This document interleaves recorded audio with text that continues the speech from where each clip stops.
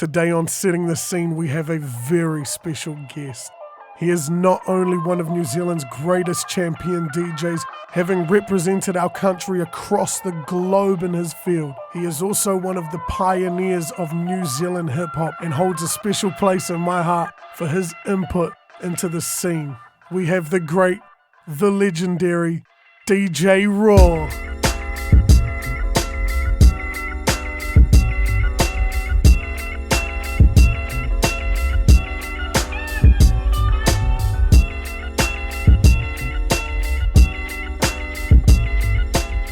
Welcome to Setting the Scene. My name is Prof Tahi and today we're joined by DJ Raw. Thank you for coming along, bro. All good, anytime. I want to hear a bit about your musical background. What got you started in DJing? Well, if I go right back, I guess my dad was my mum and dad were dancers, so we always had music bumping at home. My dad was also in a band, he was a drummer, and he passed down his drum kit to me. So I played drums for a little bit at college.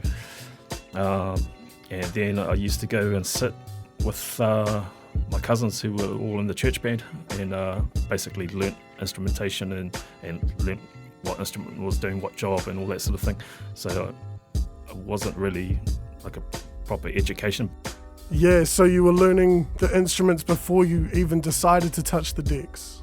I think before that I just heard a song and I thought it's all like music, that's all one thing. Where was it that the decks started getting involved for you? The decks sort of happened later when I used to go to New Year's Eve parties.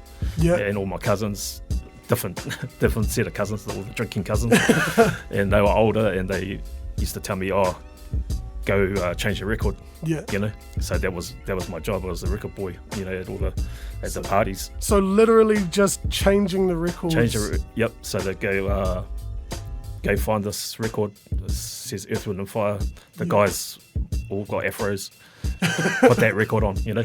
And then I had a fascination with like the record going around and lifting the needle and dropping that on. Yeah. And then I guess when breakdancing was huge back in the early 80s in New Zealand, when I was at intermediate primary school, everyone was doing it and I was into it. I wasn't that great, but I liked the music. Yeah. So I started buying cassette tapes of all the different music. And how long did it take you to start building a reputation once you were getting behind the decks and doing your thing? Basically got kicked out of school. Yeah. I was just used to play up a lot when I was young. Like a lot of young Kiwi men? Yep. Started working and I was going clubbing at the same time. So I actually went clubbing when I was in third form, and started going on a regular when I was in third form. Far out. Because there was a nightclub. It was called Dr. John's. Yeah. A lot of the older guys that I knew were going there. It was basically a nightclub that lost its license, but it still had its lease, so it still had to operate. So it was basically a nightclub that wasn't selling alcohol. So they could allow in? Yeah, so if you could pay the cover charge, you could go in. Yeah. There's no restriction on age, but it was an older crowd. Yeah. So basically, from 13, 14 years old, I was out and about in the nightlife. And you were booking gigs and stuff at that age? No, I wasn't even DJing, but I was checking out the DJ and all the music. It was a big thing, like all the latest sounds. What's that song? Got to find out. There's no internet or anything, you can't Shazam that, Yeah, so there must have been like heaps of little record shops and stuff around Wally and stuff at that point, yeah? Yeah, so there was quite a few record stores, especially in town. Colin Morris Records was a big one. Chelsea Records, which was in Manners Mall. Yeah. But there was one that opened up just down the road from me in Kilburnie, from where I lived, and that was called the Soul Mine. And basically, they were one of the record stores that would import hip hop and R&B 12s from America and the UK. This is late 80s, around that time. Well, all the DJs used to go there and try and get the records as soon as they came out. So of course it's competitive there as a DJ, not just to like get your name out, but to get a hold of those records, like you're saying? Was hip hop not really that big of an import thing back then? Hip hop was big. One of the main factors of hip hop being big in Wellington goes back to Kenny McFadden, the basketballer, who used to share mixtapes. Yeah. He'd record mixes off the radio in America, and he'd have a whole lot of tapes that he'd play in his car, and he started giving them out to different people and would dub them, and then would be a bit more educated on what the latest songs were. Yeah, so he played for Saints for years. He still lives here, but he'd go back every sort of few months and come back with all this new flavour of what he's putting out. The new stuff. And basically there's a show on Radioactive called Wednesday Night Jam, and that was running since early 80s. Shit. And it's still running now. And that was like a good feed. So a lot of the younger DJs were getting sets on there, and there was a rotation going on, and that helped build the scene. Yeah. How long was it before you started competing? Like,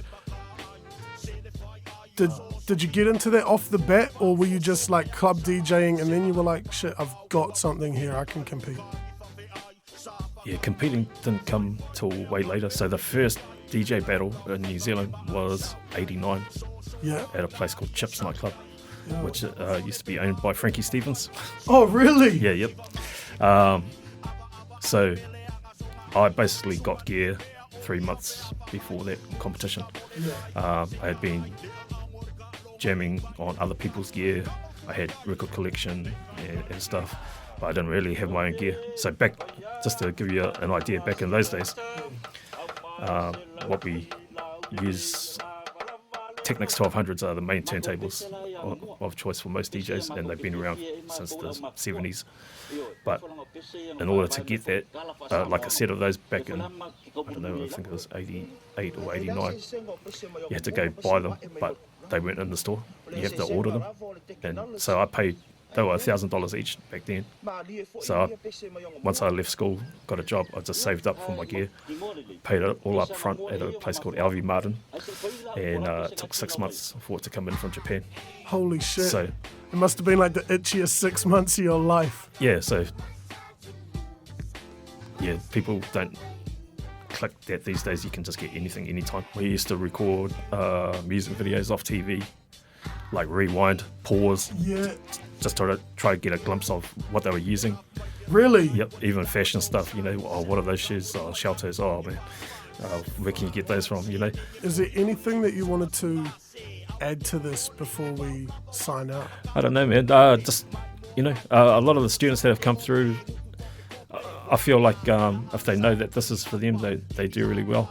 And if they're not sure, then sometimes they don't go all the way through. But I think everyone's got a drive, a skill, that they need to find what it is. So if it's like experimenting with different things, they should do it.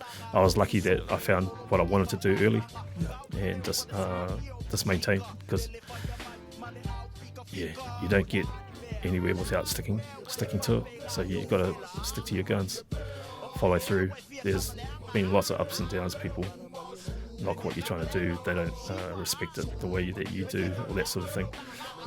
Same in the hip hop game. As an artist, when you create something, put it out there, there's people going to love it or they're going to hate it, So you just have to realise that and wear the hate when it comes, and just appreciate the love when that comes too. So I'd just like to say, go out, try things, find your passion, and then go for it.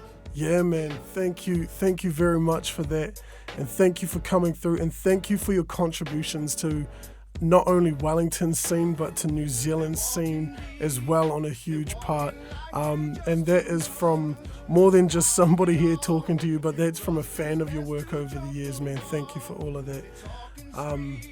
Big ups, DJ Raw. This is Setting the Scene with Prof Tahi. Cheers, bro. Sure. Setting the Scene with Matua Prof.